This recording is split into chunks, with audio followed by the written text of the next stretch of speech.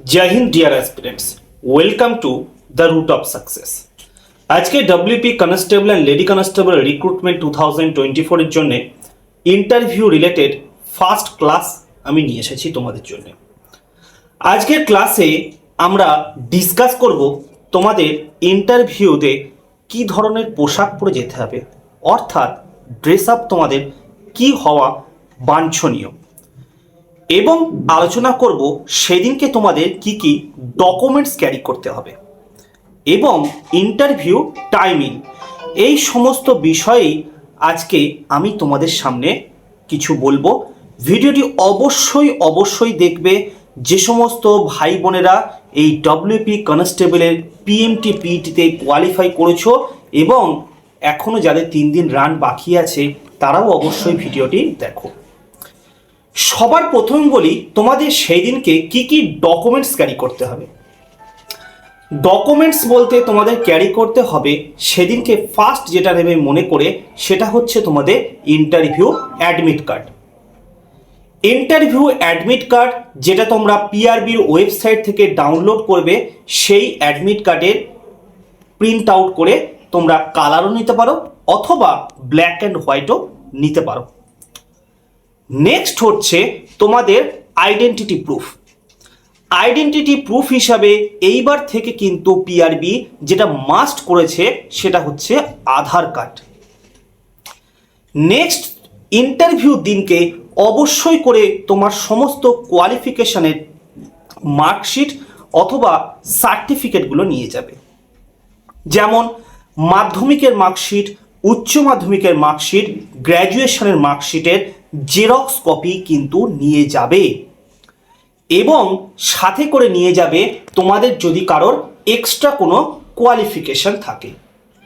কারোর হয়তো কম্পিউটারে কোনো ডিপ্লোমা কোর্স করা আছে, কারোর হয়তো কম্পিউটারে কোনো অ্যাডভান্স কোর্স করা আছে, কারোর হয়তো কোনো আইটিআই এর কোনো বিষয় কোর্স করা আছে, সেই সমস্ত সার্টিফিকেটগুলোর জেরক্স কপি কিন্তু নিয়ে যাবে। এটা তোমাদেরই ইন্টারভিউতে একটা পজিটিভ এফেক্ট ফেলবে যখন ইন্টারভিউররা এই সমস্ত কাগজগুলো তোমার কোয়ালিফিকেশনগুলো তারা দেখবে। এর সঙ্গে নিয়ে যাবে যারা কাস্ট ক্যান্ডিডেট, সেই কাস্ট সার্টিফিকেটের অরিজিনাল এবং জেরক্স কপি দুটোই কিন্তু নিয়ে যাওয়া বাঞ্ছনীয়।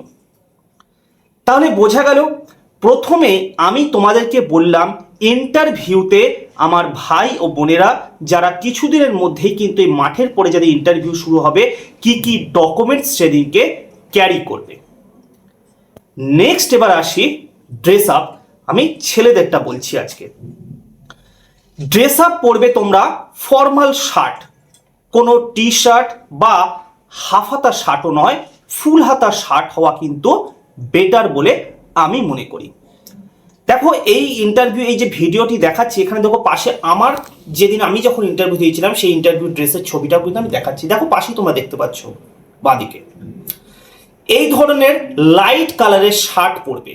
শার্ট হবে সবসময় লাইট কালারের এবং হাতাটাকে পুরো পুরো বন্ধ করে এরকম করে বোতামটা আটকাবে, এরকম গুটিয়ে কিন্তু পরবে না। লাইট কালারের শার্ট এবং তার সঙ্গে পরবে হচ্ছে ডিপ কালারের প্যান্ট। তোমরা ব্ল্যাক প্যান্ট পরতে পারো, ডিপ ব্লু কালারের প্যান্ট পরতে পারো, ব্রাউন কালারের প্যান্ট পরতে পারো। তাহলে শার্ট হলো লাইট কালার, প্যান্ট হলো ডিপ কালার। নেক্সট আসছে বেল্ট এবং শু। মনে রাখবে যে কালারের বেল্ট পরবে সেই কালারের শু পরাটাই কিন্তু বেটার। যদি তোমরা ব্ল্যাক কালারের বেল্ট পরো তাহলে শু হবে কিন্তু ব্ল্যাক কালারের ফর্মাল শু, কোনো ক্যাজুয়াল শু নয়। অফিস শু যেগুলো হয় সেই অফিস শু কিন্তু পরবে। যদি বেল্ট পরো ব্রাউন কালার তাহলে শুটাও কিন্তু ব্রাউন কালার হয় বেটার। ঘড়ি আমার মতে পরাটা ভালো দেখায় না ইন্টারভিউতে। ইন্টারভিউতে ঘড়ি পরাটা ভালো দেখায় না। অনেকে পেন বুক পকেটে নাও, নিতে পারো, না নিলেও কিছু অসুবিধা হয় না, কারণ এটা যেহেতু পুলিশের ইন্টারভিউ মাস্টারের ইন্টারভিউ নয়। এই ছোট ছোট ট্রিক্সগুলো কিন্তু একটু তোমরা মনে রাখবে, এটা তোমাদেরই কিন্তু হেল্পফুল হবে। এইবার আসি টাইমিংয়ের বিষয়টা। ইন্টারভিউ অ্যাডমিট কার্ডে তোমাকে যে টাইম দেওয়া থাকবে অবশ্যই চেষ্টা করবে সেই টাইমের আগে ইন্টারভিউর স্থানে পৌঁছানোর। কারণ তুমি যদি লেট করো তাহলে তোমার জায়গায় কিন্তু অন্য একজনকে ইন্টারভিউ কক্ষে অ্যালাউ করে দেওয়া হবে। এই জিনিসটা কিন্তু মাথায় রাখবে যে অবশ্যই অবশ্যই সেই টাইমের মধ্যে ইন্টারভিউ কক্ষে পৌঁছানোর।